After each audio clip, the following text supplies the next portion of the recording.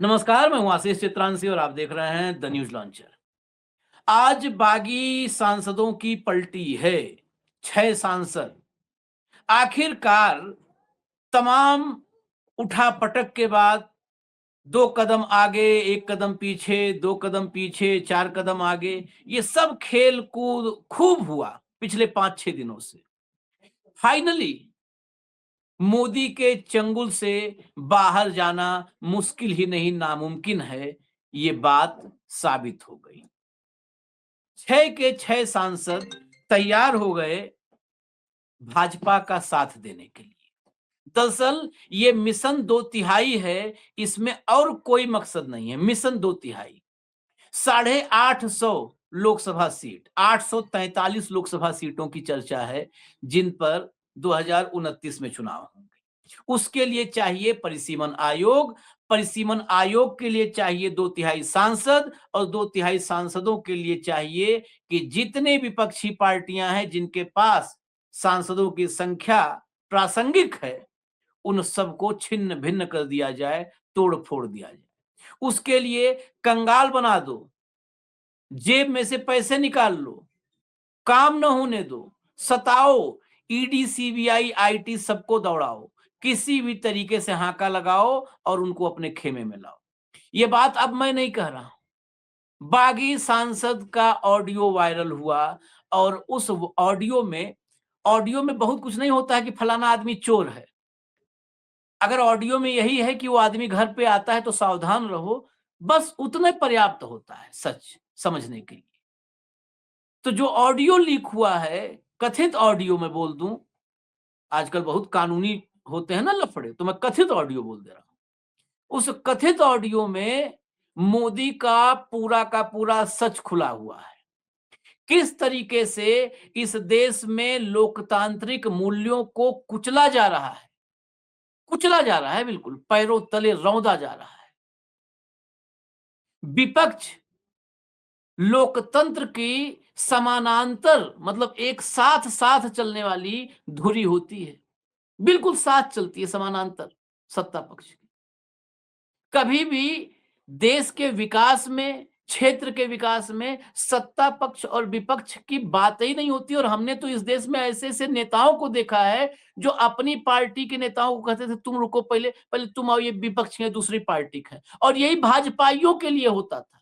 मुलायम सिंह यादव के आपको 500 किस्से मिल जाएंगे लखनऊ में, पुराने लोग होंगे। हालांकि आजकल तो सब हो चुके हैं चरणचाट, तो कहानी बताने में भी घबराएंगे कि कहीं उधर से जो फुटकर में मिल रहा है 5 रुपए का पार्ले वो ना बंद हो जाए। लेकिन अगर ईमानदारी से बताने वाला मिल जाएगा तो मुलायम सिंह के 500 किस्से मिलेंगे। जब वो अपनी पार्टी के नेताओं, सांसद, विधायकों के साथ बैठते थे और भाजपा का कोई आ जाता था तो कहते थे पहले पहले भाजपा वाले को भेजो। लोग कहते थे अरे वो हम लोग का कितना खिलाफत, कितना गाली देते हैं नेताजी आपको। कोई बात नहीं, गाली देते हैं, राजनीति में गाली देना उनका काम है। काम इनका पहले करो। तुम लोगों का काम तो हो ही जाएगा, तुम कहाँ जा रहे हो? इनका काम पहले कर दो। आज सांसदों के ऑडियो में सामने आ रहा है कि नरेंद्र मोदी ने पूरे विपक्षी सांसदों के इलाकों को सूखाग्रस्त कर दिया है। वो थार के मरुस्थल में तब्दील हो गए हैं। उनमें अगर पानी की 2 बूंद चाहिए तो मोदी के ही चरणों को निचोड़ना पड़ेगा, वहीं पे जाना पड़ेगा, कोई रास्ता नहीं है। और इस सब को बड़े बेशर्मी के साथ लेजिटिमेट करने की कोशिश होती है और इसको सही बताने की कोशिश होती है। अमित शाह वही करने गए थे महाराष्ट्र, लेकिन उद्धव ठाकरे मैदान में उतर गए हैं। अब देखना होगा अंजाम क्या होता है, लेकिन मैदान में उतरे हैं और मैदान में उतर के शाह को जैसा ललकारा है, उसमें शाह खुद ही फंस गए हैं। भाऊ को लाइए, फिर हम दिखाते हैं। मामला महाराष्ट्र का ही है, स्वागत करते हैं भाऊ। लाइए भैया। मैंने उम्मीदवार चुना, गलती मेरी है। बगावत के बाद उद्धव ठाकरे ने भांडुप में कार्यकर्ताओं से मांगी माफी। ये जो है ना, उम्मीदवार चुना, गलती मेरी है, बहुत इसमें करारा प्रहार किया है कि ये गद्दार, गद्दार के पिता, सब तक उद्धव ठाकरे ने गिनती करवा दी है। और माफी मांगी है कि मेरे उम्मीदवारों को और मसाल को देख करके आप लोगों ने अपना खून पसीना बहाया, तो गलती मेरी है, इसे गद्दारों को चुना तो माफ कीजिए। ये भांडुप में कार्यकर्ताओं के बीच बोलने का सबसे बड़ा आरोप क्या था कि उद्धव लोगों से मिलते नहीं। अब उद्धव मैदान में उतर चुके हैं। मैदान में उतर करके एक-एक क्षेत्र पहले शुरुआत ही किया है भांडुप से। आगे चलिए जरा। अभी आपको उद्धव ठाकरे को सुनवाते हैं और सारा वो कहानी बताते हैं ऑडियो जो वायरल हुआ। दूसरी बार शिवसेना में फूट पड़ने के बाद यूबीटी के प्रमुख उद्धव ठाकरे ने रविवार को उत्तर पूर्वी मुंबई के लोकसभा क्षेत्र का दौरा शुरू किया। शाम को उन्होंने भांडुप में पुराने शिव सैनिकों और कार्यकर्ताओं से मुलाकात की। उद्धव ठाकरे भांडुप गए और लोगों से माफी मांगी। उन्होंने कहा कि जहां भी विश्वासघात हुआ है, हम उसके लिए माफी मांग रहे हैं। आगे चलिए, चेंज करिए। उद्धव ने कहा कि मैं आपको सिर्फ शिवसैनिक नहीं बल्कि प्रज्वलित मसाले मानता हूं। मैं गद्दारों और गद्दारों के पिताओं को धन्यवाद देता हूं। आपने मसाल फिर से प्रज्वलित कर दी है। परसों मैं अपना वादा पूरा करूंगा, यहीं से शुरुआत करूंगा। मैं उस जगह जाऊंगा जहां विश्वासघात हुआ था, मतदाताओं से माफी मांगूंगा। आगे चलिए। उन्होंने आगे कहा कि आपने मेरे आदेश का पालन किया है और उम्मीदवार और मसाल को देखकर खून बहाया और उन्हें चुना। मैंने उम्मीदवार को चुना था, गलती मेरी है और मैं माफी मांगता हूं। आगे चलिए, अगले आइए हेडलाइन पर।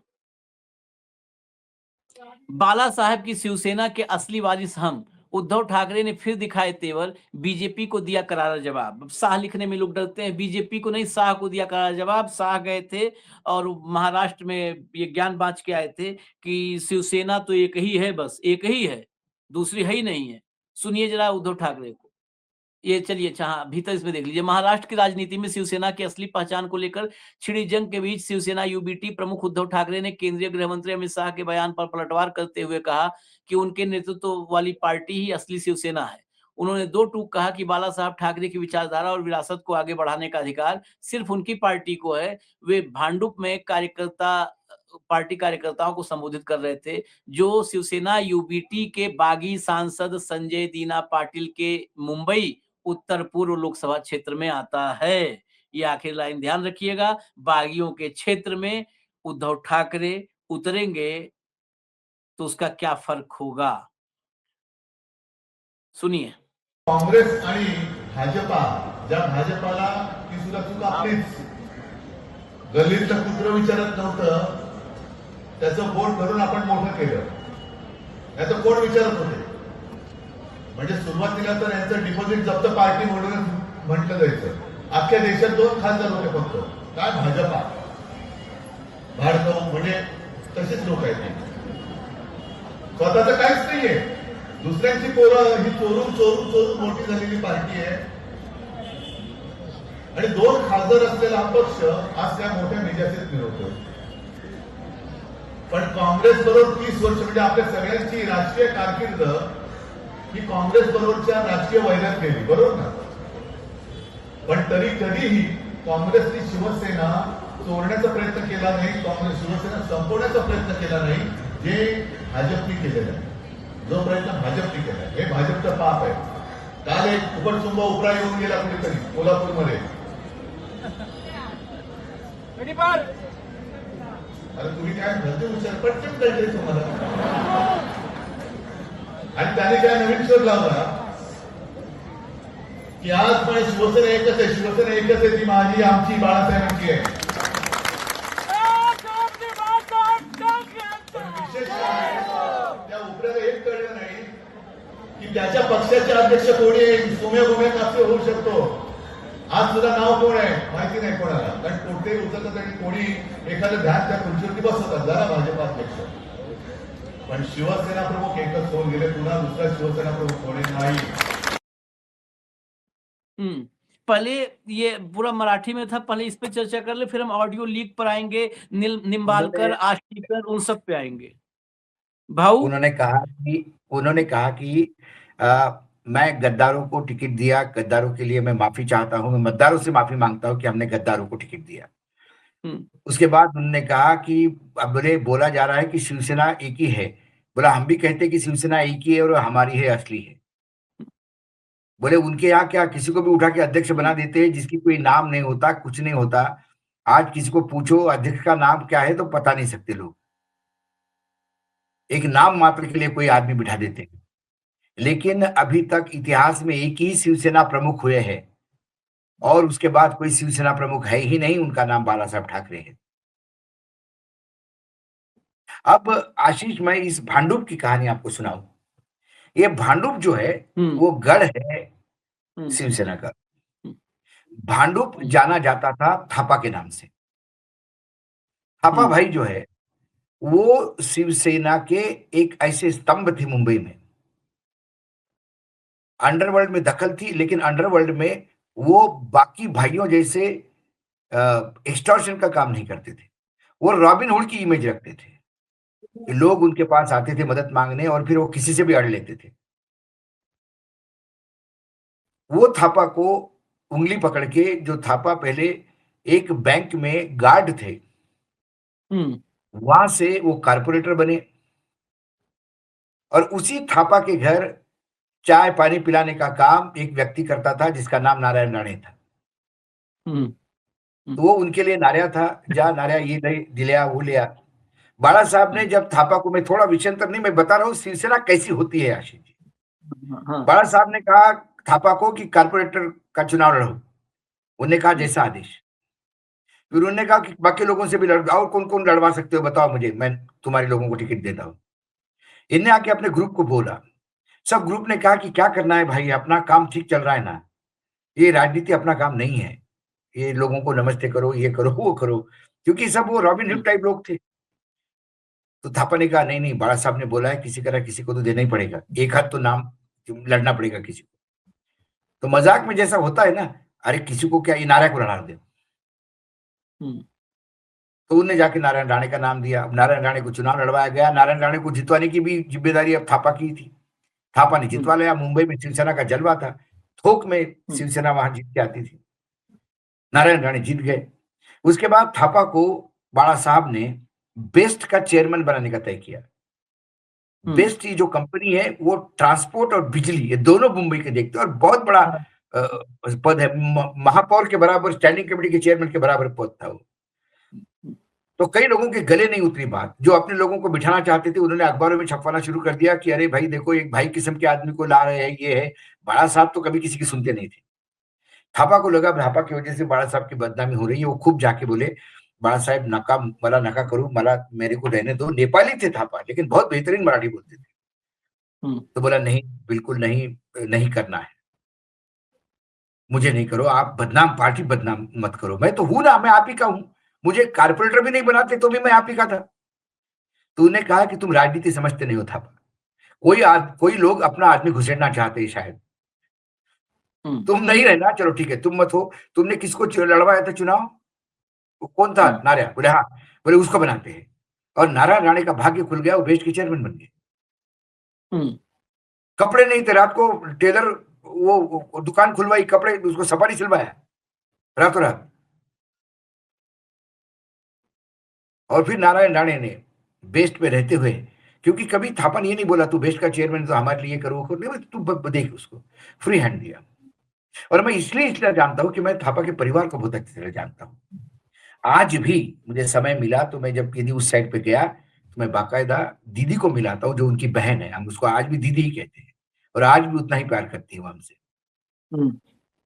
तो वो मैंने फर्स्ट हैंड अकाउंट सुने हैं, मैंने देखा है आंखों से ये सब।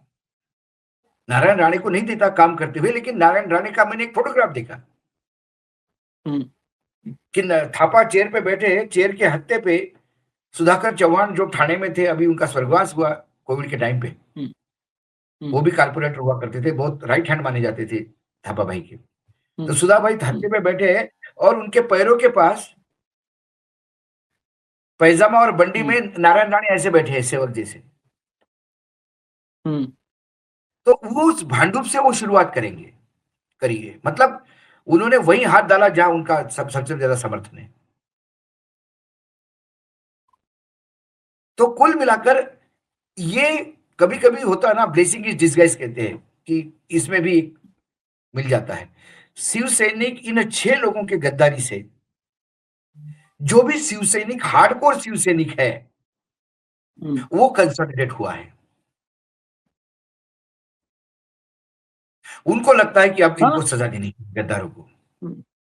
पहली बार, अच्छा इसमें थोड़ा तथ्यात्मक गलती हो गई है, वो बोलते बोलते बोल गए उद्धव ठाकरे कि कांग्रेस ने कभी नहीं तोड़ी शिवसेना। कांग्रेस ने भी दो बार शिवसेना तोड़ी। सबसे पहले छगन भुजबल, दूसरी बार नारायण राणे, और दोनों शिवसेना जो टूटी इसके लिए जिम्मेदार, जो तुड़वाने का जिम्मेदार शरद पवार थे, दोनों बार। जो शरद पवार सबसे नजदीकी बाला साहेब ठाकरे के नजदीकी मित्रों में से माने जाते थे। मैं दर्शकों को बता दूं कि बाला साहेब ठाकरे ने जीवन में पहली बार शरद पवार और बाला साहेब ठाकरे ने मिलके एक मैगजीन शुरू की थी, पॉलिटिकल मैगजीन, और एक जैन करके आदमी था, वो तीसरा पार्टनर था।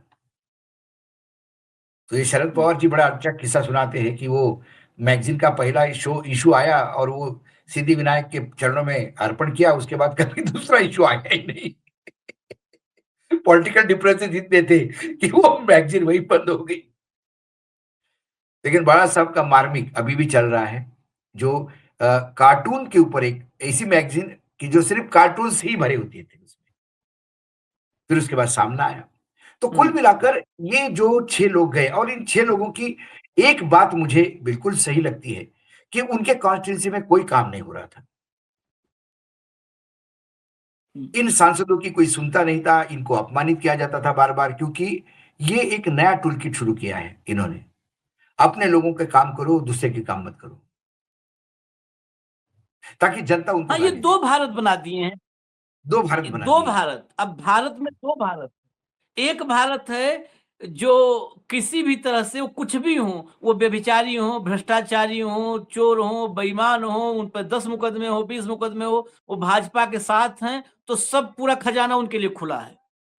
और दूसरा भारत है जो भारत में कितना भी ईमानदार नेता हो, जनप्रतिनिधि हो, वो जनता के बीच में रहता हो, अपने पब्लिक के साथ खड़ा होता हो, लड़ता हो, लेकिन उसके इलाके की जनता भूखमरी का शिकार हो जाएगी, वहां पर रोटी बटना मुश्किल कर देंगे ये सब। वो अगर अपने जेब से काम कर रहा है तो नहीं होने देंगे सब, तो नहीं होने देंगे। लेकिन उसमें एक होता है आशीष, यदि अच्छा जननायक है तो वो जनता के बीच में लगातार ये सवाल उठाता है, जनता के लिए लड़ता है, जनता के लिए खड़ा हो जाता है ना? जैसा अब राहुल जो थे, रोहित पवार, सॉरी, ये अभी पंढरपुर पे अनशन पे बैठ गए किसानों के लिए।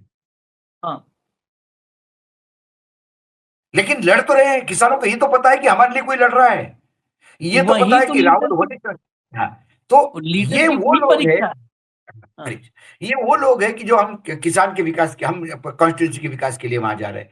अरे कॉन्स्टिट्यूंसी के विकास के लिए तुम लड़ सकते थे, यदि विपक्ष में है तो लड़िए, जोर से लड़िए, कॉर्नर करिए, लगातार सवाल उठाइए, अनशन पे बैठिए, जनता को लगेगा कि हमारे बीच के लोग आए हैं,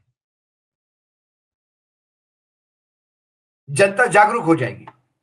लेकिन ये लड़ना नहीं चाहते। इन सबको बेसिकली बंगाल के चुनाव के बाद आशीष जी, सबको ये लगने लगा है कि अब चुनाव बेनामी हो गए हैं, चुनाव लड़ने का कोई मतलब नहीं है। चुनाव आप कितना ही ताकत से लड़ो, जनता ने कितना ही आपको वोट दिया, जनता पूरी साथ में भी हो गई, तो भी जीतना बीजेपी वाले को ही है, क्योंकि जनादेश से कुछ नहीं हो रहा है, ज्ञानादेश से हो रहा है। तो फिर ऐसा करें, ज्ञानादेश वाले के ही साथ चले जाएं, कम से कम आने वाले 5 साल तो सिक्योर है। लेकिन इनको ये मालूम नहीं, वो जहां गए, अब ये संजय देशमुख को तो सुन लेना चाहिए, ये इसको तो कम से कम अकल होनी चाहिए कि अरे भावना गौड़ी 5 बार की एमपी, उसका ही टिकट काट दिया बीजेपी ने। नहीं, जहां गए हैं अभी उस पे हम एक कार्यक्रम छोटा सा भाव, चाहे 10 ही मिनट का कार्यक्रम भाव लेके आएंगे। आज हम एक और ऐसी खबर आपको दिखाएंगे, ये जो 6 है ना, ये ठीक है, काम नहीं होता है। दरअसल काम नहीं हो रहा है तो बहुत सही एग्जाम्पल दिया रोहित पवार, और ऐसे बहुत हैं, वो काम के लिए लड़ते हैं, लड़ करके दबाव बना के चाहे काम करवाते हैं, चाहे जो करते हैं। अभी दिखाएंगे, ये 6 कह रहे हैं ना, ये 6 के लिए खबर लाएंगे। इसी शिंदे का प्रत्याशी आज ही नतीजे मैं बताऊंगा, जिसमें हारा है, और हराया किसने है वो सुनकर के आप हैरान रह जाएंगे। ये जा रहे हैं वहां चुनाव जीतने, ये कह रहे हैं वहां पॉलिटिकल इनकी सिक्योरिटी होगी, कोई सिक्योरिटी नहीं है। खैराती लाल का कोई सिक्योरिटी नहीं होती, सुरक्षा, ये सब खैराती लाल हैं। क्या शिंदे क्या है? शिंदे खैराती लाल हैं। शिंदे राजनीति के खैराती लाल। खैराती लाल है, ओटीपी है। एक बार सत्ता में आने के लिए शिंदे का उपयोग किया जाता है, बीच बीच में उनको लपड़ भी मारते हैं, लेकिन शिंदे के पास रास्ता क्या है? शिंदे के पास वापस आने के दो कोई खड़गे रास्ता हैं, नहीं, एग्जैक्टली क्योंकि सारे शिवसैनिक करते हैं कि किसी भी हालत में गद्दारों को वापस मत लीजिए, किसी भी हालत में, चाहे हमारी शिवसेना छोटी ही सही, लेकिन हम इनको नहीं, गद्दारों को वापस लेंगे। और बीजेपी उनको एक्सेप्ट नहीं करती है, क्योंकि बीजेपी कितने को लोगों को लेगी? महाराष्ट्र में बीजेपी कितने टुकड़ों में है आशीष जी? एक ओरिजिनल बीजेपी है, उस ओरिजिनल बीजेपी में दो टुकड़े हैं, एक संघनिष्ठ बीजेपी, एक मोदीनिष्ठ बीजेपी। बाकी एक कांग्रेस बीजेपी है जो कांग्रेस से गए हैं, एक शिवसेना बीजेपी है जो शिवसेना से गए हैं, एक बीजेपी राष्ट्रवादी है जो राष्ट्रवादी से गए हैं, एक बीजेपी एमएनएस वाली है जो एमएनएस से गए हैं। इन सभी में संघर्ष है आपस में। ओरिजिनल बीजेपी जो है वो भयक्रांत है देवेंद्र फडणवीस से। देवेंद्र फडणवीस बाहर के लोगों को लाके बिठाते हैं और अपने लोगों को बाहर को बांटते हैं और अपने वालों को डांटते हैं।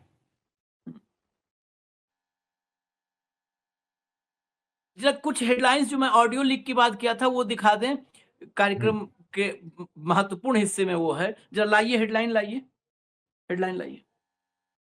पैसों की जरूरत पड़ती है सत्ता में, ओमराज निंबालकर का शिंदे के साथ जाने का ऐलान, उद्धव का प्लान फेल। अब इसमें क्या कहा है इन्होंने रविवार को धाराशिव में लोकसभा क्षेत्र के पदाधिकारियों और कार्यकर्ताओं की बैठक की थी।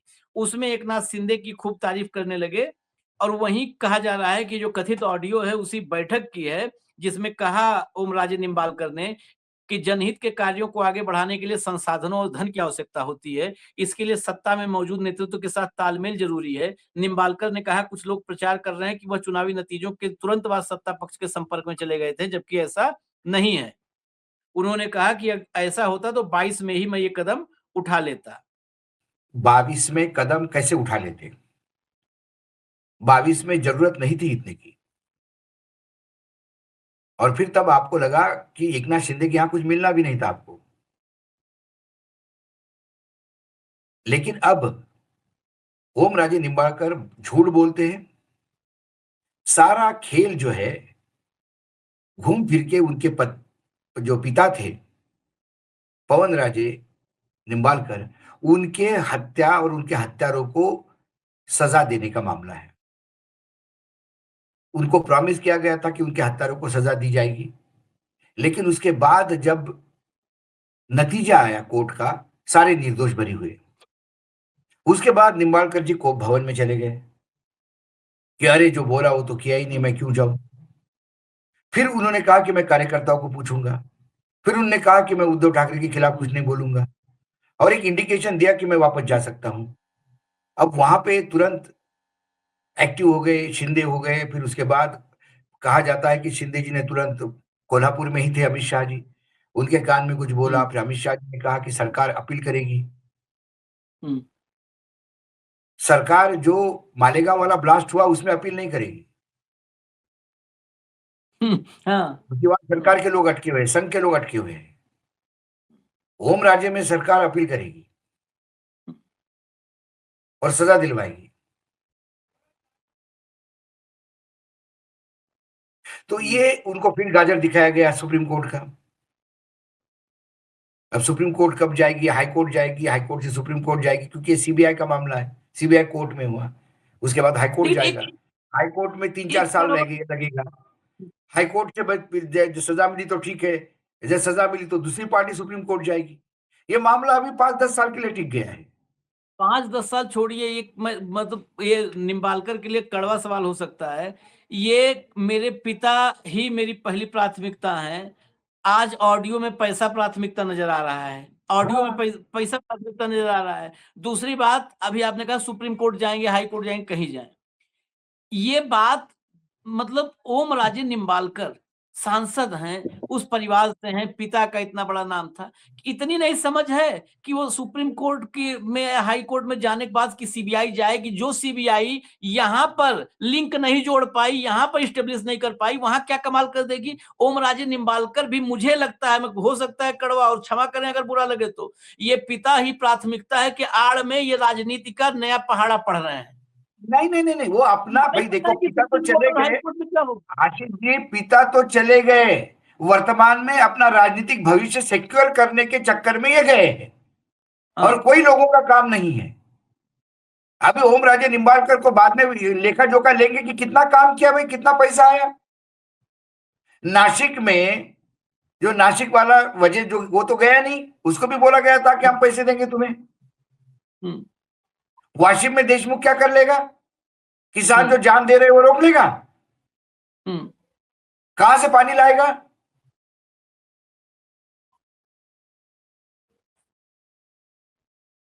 ये गजब है। गजब अब क्या होगा? अब निम्बालकर को ये बोला जाएगा आप तो आ गए साहब, लेकिन आप आपके जिले में काम करेंगे तो वहां शिवसेना के बहुत सारे एमएलए हैं, उनका भला होता हुआ दिखाई देगा, लोग उनको क्रेडिट देंगे, इसलिए काम नहीं करेंगे, आप विधायकों को लेके आओ।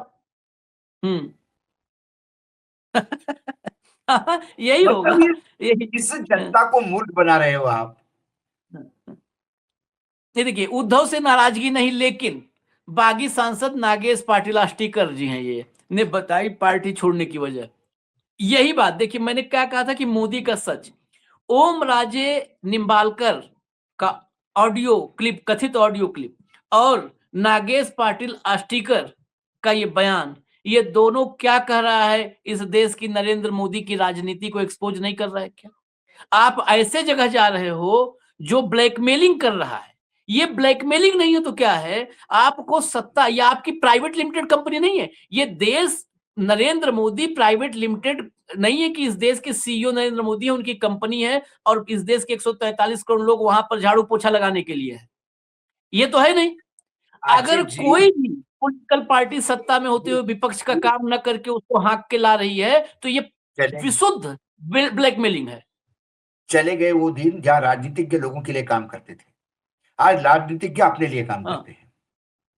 जब महाराष्ट्र के मुख्यमंत्री देवेंद्र फडणवीस ने कहा कि मैं गडचिरोली का पालक मंत्री बनना चाहता हूं, लोगों ने तालियां बजाई। हाँ, बताओ, नक्सली ग्रस्त आदिवासी जिला, पिछड़ा जिला, वहां मुख्यमंत्री खुद पालक मंत्री बन रहे हैं ताकि उसका उत्थान करना है।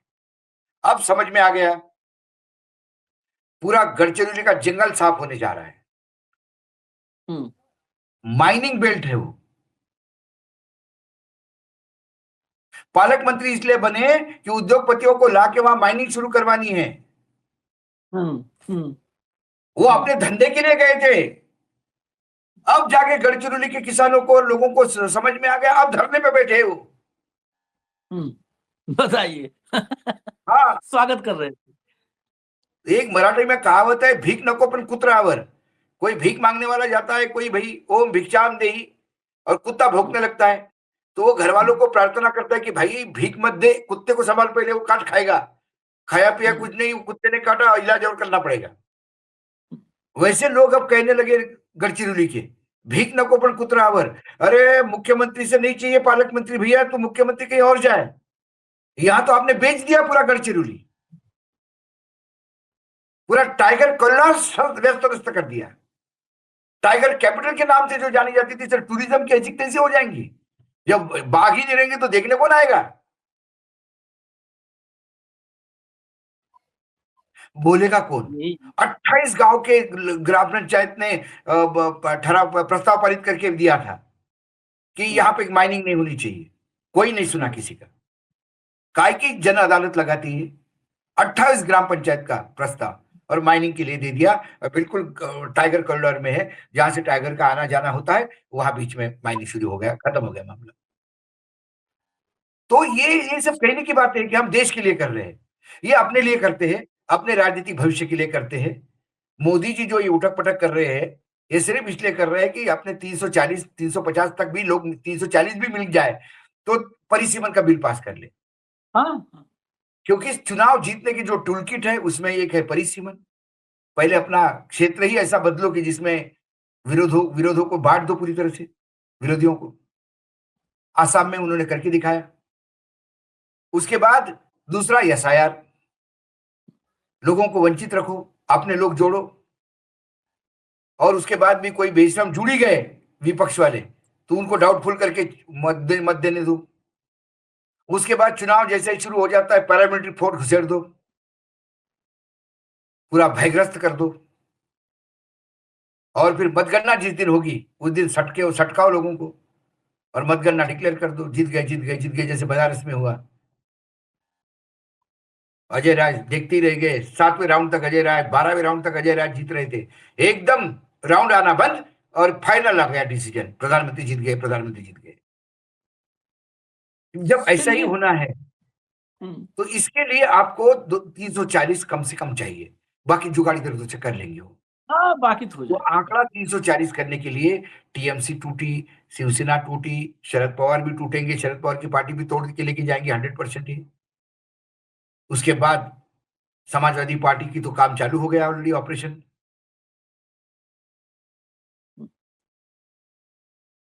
और ये ज्यादा बड़ा नहीं, सपा मुझे चालू लगता हो गया है, कुछ और इसी सेशन में क्लियर करवाएंगे। तोड़ने के लिए टाइम नहीं लगता इनको। टीएमसी कितनी जल्दी तोड़ दी उन्होंने, शिवसेना कितनी जल्दी तोड़ दी, जिस दिन तो हिसाब हो जाता है। लगते हैं तो फुल फ्लेज लगते हैं ना। शिंदे ने कहा तो कि हम अपना ऑपरेशन अधूरा नहीं छोड़ते, और हाँ, बिल्कुल। फडणवीस ने कहा कि जल्द ही हमारे ऑपरेशन में मेडिकल रिपोर्ट अभी पेशेंट की जल्दी ही आ जाएगी, तो ये तो आ ऑपरेशन जाएगी। पूरा करते हैं। लेकिन ये देश का दरअसल ये ऑपरेशन करने के चक्कर में इस देश के लिए नासूर बन चुके हैं, और इस नासूर से नहीं मुक्ति मिली तो फिर पता नहीं क्या होगा, वो शब्द भी नहीं बोलना ठीक है। इजाजत दीजिए हमें, हम फिर आते हैं अपडेट्स के साथ। धन्यवाद भाऊ, बहुत बहुत धन्यवाद, नमस्कार।